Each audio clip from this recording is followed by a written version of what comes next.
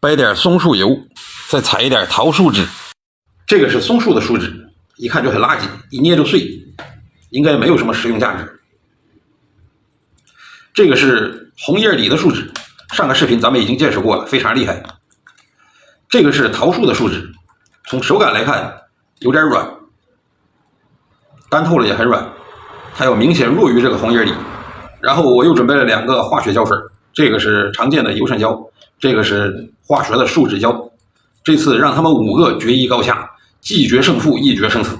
这次总结了上次的经验，减少它们的接触面积1个平方厘米左右。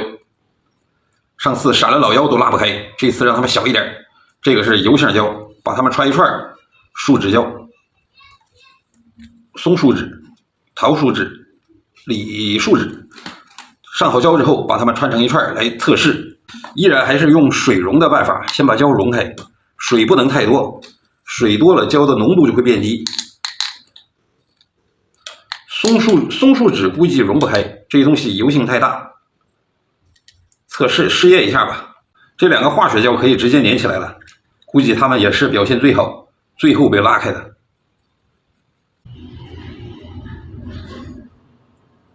为了节省时间，这3个纯天然树脂直接下锅，高温溶解，这样速度应该会快一点。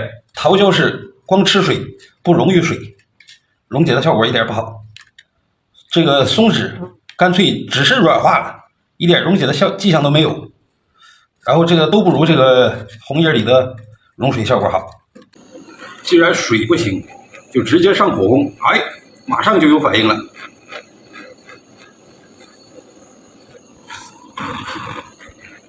用火效果挺好，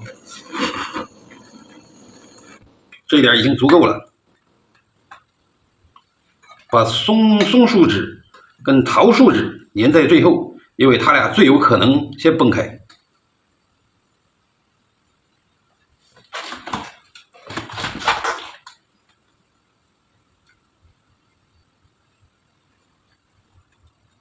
凝固挺快呀。松树脂离开高温瞬间就凝固了，这个东西只能带着火往一块粘，不要模仿我的操作，有一定的危险。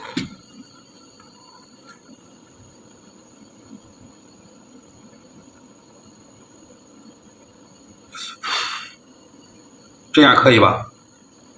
滋滋啦啦的还冒油，这样就粘好了。这个松树油挺好玩，落地成块。接下来把桃李树脂都粘上去就可以了。这个桃树脂只能取一大块，因为它不溶。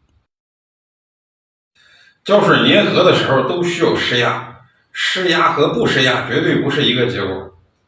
快来预测一下，究竟哪一个胶水会更厉害？下一个视频把它们拽开。